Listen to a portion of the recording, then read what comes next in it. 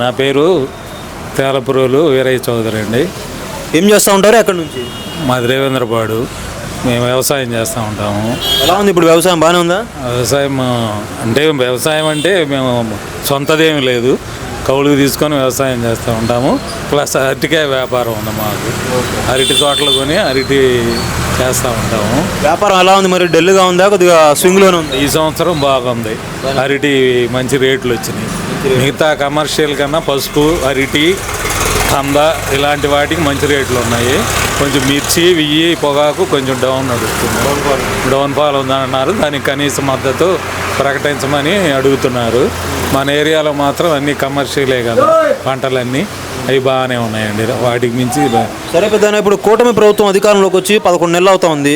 పరిపాలన ఎలా ఉంది? ఏ తీరులో ఉందంటారు? పరిపాలన చాలా బాగుంది. కుర్తికి అతి కాదండి. 100కి 100 100% మార్కులు వేయచ్చు.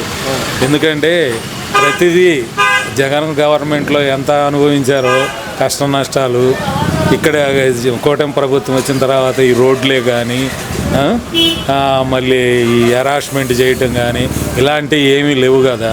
హరాస్మెంట్లు లేవా ఇప్పుడు? ఇప్పుడు హరాస్మెంట్ ఏమీ లేదు. తప్పు చేసిన వాళ్ళని శిక్షించడం హరాస్మెంట్ ఎలా అవుతుంది? అది హరాస్మెంట్ అంటారా? తప్పు చేశారండి మీరు తప్పు చేస్తే మీకు న్యాయపరంగా శిక్ష పడాలి కదా. అంటే వైసీపీ వాళ్ళు ఏం చెప్తున్నారంటే కక్షలు పెట్టుకొని కావాలని చెప్పి చేస్తున్నారని చెప్పి అంటున్నారు. చాలా తప్పు అండి, అది చాలా తప్పు.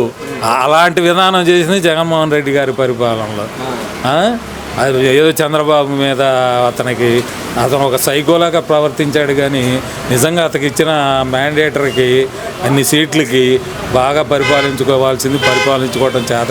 ఈజ్ నాట్ అడ్మినిస్ట్రేటర్, అతను పరిపాలనాధ్యక్షుడు కాదు అసలు. అతను ఏది చేయాలి, ఎలా చేయాలి అనేది ఒక ఓన్లీ చంద్రబాబు నాయుడు కానీ వీళ్ళు ఫస్ట్లోనే చెప్పారు కదా, మేము మాత్రం రివెంజ్ కాదు మాది, అది లేదు. కానీ తప్పు చేస్తే చట్ట ప్రకారం అది పోలీసులు తీసుకునే చర్యలకు బాధ్యులు కావాల్సిందే. మేము మాత్రం పట్టించుకోము, అది తప్పు కాదు అని చెప్పి మా అభిప్రాయం. పెద్ద, ఇప్పుడు వైసీపీ 151 నుంచి 11 సీట్లు పడిపోయింది కదా, మళ్ళీ 11 నుంచి లేచే అవకాశాలు ఏమైనా కనిపిస్తున్నాయా? ఇంకా లేచేది ఎక్కడ బాబు, ఇంకెక్కడ లేవస్తుంది. జనం 5 సంవత్సరాల పరిపాలన చూశారు, ఆయన చేసిన పరిపాలన. ఆ పరిపాలనకి ఇంకా మళ్ళీ ఓట్లు ఎవరైనా వేస్తారా? 40% సీట్లు వచ్చినాయి అంటే ఉండారు. అతనికి ఉండే క్యాడర్ 40% ఉంది, కానీ ఈసారి తగ్గిద్ది. అది కూడా రాదు, ఇది కూడా తగ్గిద్ది. సీట్లు వస్తాయేమో నాకు తెలియదు, నేను అనుకోను. కానీ ఇంకా పెరిగితే పెరగచ్చు కొద్ది గొప్ప, కానీ అధికారంలోకి రావడం అనేది లేదు. పవన్ కళ్యాణ్, చంద్రబాబు, బీజేపీ కలిసి ఉంటే నెక్స్ట్ పరిపాలన కూడా కూటమిదే. ఒకవేళ కూటమి విచ్ఛిన్నం అయితే వచ్చే అవకాశం ఉందా? కూటమి విచ్ఛిన్నం అయితే కొంత తెలుగుదేశానికి ప్లస్సే, కానీ అంటే ఇంత అబ్నార్మల్ సీట్లు వస్తాయని అనుకోవటానికి కాకపోతే అధికారంలోకి వచ్చే ప్రభావం ఉండదు అంటారు. అధికారంలోకి వచ్చిద్ది తెలుగుదేశం, కానీ ఇంత అబ్సల్యూట్ మెజారిటీ వచ్చిద్ది అనేది మీరు చెబుతున్నారు కదా. ఒకవేళ కూటమి విఫలం అనేది జరగని పని. ఎందుకంటే పవన్ కళ్యాణ్కి తెలుసు, ఫస్ట్లో అతను నిజంగా చాలా బాగా చేసినట్టు పవన్ కళ్యాణ్. వాళ్ళ మాటలు వీళ్ళ మాటలు ఎవరి మాటలు వినకుండా అతను కరెక్ట్గా అతను ఓన్ డెసిషన్ తీసుకొని ఈ పరిపాలనలోకి ఇలా రావటం వలన అతనికి మాత్రం హ్యాట్స్ ఆఫ్ పవన్ కళ్యాణ్కి. అంటే పవన్ కళ్యాణ్ గారు ఎక్కువగా భావజాలాలు ఎక్కువ ఉంటాయి కదా ఆయనకి. కొద్దిసేపు ఏమో సిపిఎం అంటారు, కొద్దిసేపు ఏమో కేంద్రం. కొంచెం అగ్రెసివ్గానే ఉంటాడు, కానీ పరిపాలనలోకి వచ్చిన తర్వాత అతను కూడా అర్థం చేసుకున్నాడు. అంటే నేను ఎందుకు చెప్తున్నానంటే ప్రతి 5 ఏళ్ళకి ఒకసారి ఆయన తీరిని మారుస్తున్నారు. అంటే ఆయన చాలుగా భావజాలాన్ని మార్చుకొని ప్రజల్లోకి వెళ్తున్నారు కదా, అందుకని అడుగుతా ఉన్నాను. మళ్ళీ భావజాలం ఇప్పుడైనా ఫస్ట్ చెగువీరా అన్నారు, దాని తర్వాత ఏమో కూటమిలాగా వెళ్ళనని చెప్పన్నారు, నా సొంత పార్టీతో నేనే వెళ్తానని చెప్పన్నారు. ఇప్పుడు మళ్ళీ కూటమికి రియలైజ్ అయ్యాడు. అదే నేను చెబుతుంది, యాజ్ ఎ పొలిటీషియన్గా అతను రియలైజ్ అయ్యాడు, పొలిటీషియన్గా బిహేవ్ చేస్తున్నాడు. మళ్ళీ రియలైజ్ అవుతారేమో. రియలైజ్ అవుతారు, తెలుసుకుంటారు. అతను ఇండివిజువల్గా చేస్తే మనం ఏమీ చేయలేము. ఇది ఇలా వచ్చేవాళ్ళ అతను ఇండివిజువల్గా కంటెస్ట్ చేసినట్టయితే ఈ అవకాశం ఉండేది కాదు కదా.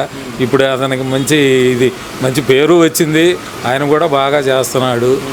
కాబట్టి అతను కూడా సీఎంగా ఆయన పనితీరు ఎలా ఉందంటారు? ప్రజలు హర్షిస్తున్నారు, బాగుంది. అతను తీసుకునే స్టెప్స్ కానీ, అతను అటవీ శాఖ కానీ, మొన్న కుంకి ఏనుగులు తీసుకురావటం, ప్లస్ అతనికి మోడీ గారి సపోర్ట్ కూడా కొద్దిగా గొప్ప ఉంది కదా.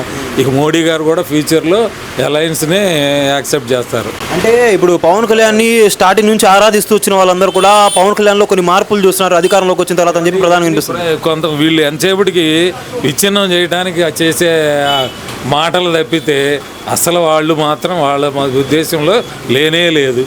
వీళ్ళు మాత్రం రెచ్చగొడుతున్నారు ఏది పవన్ కళ్యాణ్ని. దీనికి అలా చిన్న చూపు చేస్తున్నారు, అలా చేస్తున్నారు, ఇలా చేస్తున్నారు. కానీ ఆయనకి ఇచ్చే రెస్పెక్ట్ ఆయనకి ఇస్తున్నారు, ఆయనకి ఇచ్చే గౌరవం ఆయనకి ఇస్తున్నారు లేదా? మొత్తంగా మరి వచ్చే 10 కూడా ఇప్పుడు వీళ్ళు ఏది దీని పేరు ఏంది మన జరిగింది ఉండే ఢిల్లీలో one nation one election. One nation one election కాదు ఇదండి దాని పేరు. సింధూర్ తర్వాత మోడీ గారు పెట్టారు కదా ఒక సీఎంలది పెట్టారు కదండి మీటింగు. ఆ మీటింగ్లో కూడా చంద్రబాబు తరఫున మళ్ళీ ఈయన వెళ్ళాడు కదా. ఆయనకి ఇచ్చే ప్రిఫరెన్స్ ఆయనకి ఇస్తున్నారు కదా, ఆయన ఇవ్వకుండా ఏమి లేరు. కానీ 5 ఏళ్లలో మళ్ళీ ఇదే ప్రభుత్వం అధికారంలోకి వస్తుంది అనుకుంటున్నాను. ఇంటిగా ఇదేనండి మీరు అన్నట్టు. జగన్కి ఓటింగ్ పెరగటం ఉండదు. ఇలా చేసే సైకో వాళ్ళలో వాళ్ళే ఇంకా ఇప్పుడు అతను చేసిన తెక్క పనులన్నిటికీ వాళ్ళే ఫీల్ అయిపోతుంటే మనకు వచ్చినాయి మనం జడగొట్టుకున్నామని వాళ్ళ ఎమ్మెల్యేలు కానీ వాళ్ళు కానీ మనం ఎందుకు ఏదో అతను మోనోపలీగా పరిపాలించాడండి. ఇలా ఎవరిని దగ్గరికి రానియకుండా ఆయన చెప్పిందే వేదం. ఆయన చుట్టూ ఒక కోటరీ, ఆ కోటరీలు కూడా ఆ సజ్జల రామకృష్ణారెడ్డి అతని వల్లనే అసలు పార్టీ భ్రష్టు పట్టిపోయింది. ఇప్పుడు విజయసాయిరెడ్డి మళ్ళీ జగన్ గారు అంటున్నారు చూసారా, ఏది విజయసాయిరెడ్డి చంద్రబాబు మనిషి అంటున్నాడు. ఏంటండి చంద్రబాబు మనిషి అంటే ఈయన గురించి ఏదన్నా చెప్తే మళ్ళీ వాళ్ళు చంద్రబాబు మనుషులా? అంటే వీడియో క్లిప్పింగ్ కూడా బయట పెట్టారు కదా, ఇక్కడ పార్క్ విల్లాస్ దగ్గరికి వెళ్ళి టీడీపీ నాయకులతో కలిసి మాట్లాడటం మొత్తం చూసారు కదా. లేదు జనార్దన్ దగ్గర ఆయన అన్ఎక్స్పెక్టెడ్గా ఇప్పుడు ఆశేషరావు గారికి వాళ్ళకి మంచి ఫ్రెండ్ అంట. వాళ్ళ అబ్బాయి పెళ్ళికి వాటికి ఇటుకి వచ్చాడంట. వీళ్ళు మామూలుగా టీడీ జనార్దన్ కూడా ఆశేషరావు గారు తెలుగుదేశంలో ఉన్నారు కాబట్టి ఏదో ఆరోగ్యం బాగోకపోతే పలకరించడానికి వెళ్ళారు. అది కోయిన్సైడే కానీ వాళ్ళు కావాలని అక్కడ మీట్ అయింది. అవన్నీ అబద్ధాలు, అన్నీ రంగు పొలవటమేనండి. వీళ్ళు పచ్చి అబద్ధాలు చెబుతున్నారు. అసలు ఏం చేద్దాం మరి. ఒక్క మాట అండి, జగన్మోహన్ రెడ్డి గారు అసెంబ్లీలో ఏం చెప్పారు? 30,000 ఎకరాలు మాత్రం రాజధానికి అవసరం అండి, తీసుకోండి అని చెప్పి అసెంబ్లీ సాక్షిగా చెప్పిన మనిషి తర్వాత అధికారం రాగానే 3 రాజధానులని ఎంత పొలం ఎందుకని ఇవన్నీ ఎందుకని అని అంటున్నా. అసలు మాట మీద నిలబడే రకం కాదండి. ప్రజలు ఎలా నమ్ముతారు? వాళ్ళ డబ్బులు వేశారు, ప్రతి వాళ్ళకి డబ్బులు వేశారు. డబ్బుల వలన ఏముందండి, సంక్షేమం ఏమొచ్చింది? మీరు అన్నారు చూసారా, రావచ్చేమోనని. ఈ డబ్బులకు ఆశపడే వాళ్ళు ఎంతమంది ఉన్నారు? పరిపాలన బాగుండాలి, ఫ్యూచర్ బాగుండాలి, సంక్షేమము అభివృద్ధి 2 చూసుకుంటేనే పార్టీ నిలబడిద్దండి. ప్లస్ లోకేష్ గారికి వర్కింగ్ ప్రెసిడెంట్గా చంద్రబాబు మాత్రం ఇప్పుడు ఈ సంక్షేమ పథకాల గురించి తీసుకున్నారు కాబట్టి అడుగుతా ఉన్నాను. ఆ పథకాలు రాలేదని చెప్పి ఏమైనా వ్యతిరేకత ఉందా? పథకాలు ఉంటుంది, కొద్ది గొప్ప అసంతృప్తి లేకుండా. గొప్ప ఉందా, ఇంకా ఎక్కువ ఉందా? ఎక్కువ ఏం లేదులేండి, కొద్ది గొప్ప ఉన్నది. కానీ అవి ఫుల్ఫిల్ చేస్తారు. ఎందుకంటే ప్రజెంట్ డబ్బు లేదు కాబట్టి 1 by 1 వస్తున్నారు కదా. ఇప్పుడు రేపు ఆర్టీసీలో మహిళలకి ఫ్రీ అనేది పెట్టొచ్చు అంటారా? అది ఆ పథకం పెట్టొచ్చు అంటారా? ఆర్టీసీ మరి చెప్పారు కదా, ప్రామిస్ చేశారు కదా. దానివల్ల ఎక్కువ నష్టాలే కనిపిస్తూ ఉన్నాయి కదా, అందుకని. నష్టాలు ఏమున్నది, మిగతా రాష్ట్రాల్లో కూడా అమలు చేస్తున్నారు. ఒకసారి దాన్ని రివ్యూ చేసుకున్నారు, వెళ్ళి చూసి వచ్చారు, ఓకే అనుకున్నారు, పెడుతున్నారు. పెట్టొచ్చులే కానీ మళ్ళీ అంత విచ్చలవిడిగా అయితే పెట్టకూడదు అని చెప్పి. విడిగా కాదండి, వాళ్ళు ఫస్ట్ అన్నది మీరు గుర్తుపెట్టుకున్నారో లేదు, ఓన్లీ డిస్ట్రిక్ట్ టు డిస్ట్రిక్ట్ చెప్పారండి. మీరు అటు అనొద్దు, వాళ్ళు చెప్పింది డిస్ట్రిక్ట్ లోపల వరకు ఫ్రీ అని చెప్పాడు. కానీ వీళ్ళు మళ్ళీ మధ్యలో లేపుతున్నారు, డిస్ట్రిక్ట్ కాదండి ఎక్కడికైనా అని. అందుకని ఒకసారి ఇప్పుడు ఎక్కడైతే నేను చూసిన దాంట్లో అయితే రాష్ట్రంలో ఎక్కడికైనా పోండి, చంద్రన్న పంపించాడని చెప్పి ఫ్రీ టికెట్ కొట్టించుకొని వెళ్ళండి అని చెప్పన్నారు. రాష్ట్రంలో చంద్రబాబు గారు ఆ మాట అనలేదు. మీరు ఒకసారి ఆ క్లిప్పింగ్ చూడండి. మీరు ఒకసారి చూడాలి, నేను చూడాలి. నేను ఫస్ట్లో అనుకున్నది అదే, జిల్లాకు జిల్లా అయితే పెద్దగా ఇదే ఉంటుందని కూడా మేము అనుకున్నాము. కానీ తర్వాత మరి ఎలా చేస్తారో తెలియదు కదా, దాని మీద చూద్దాం.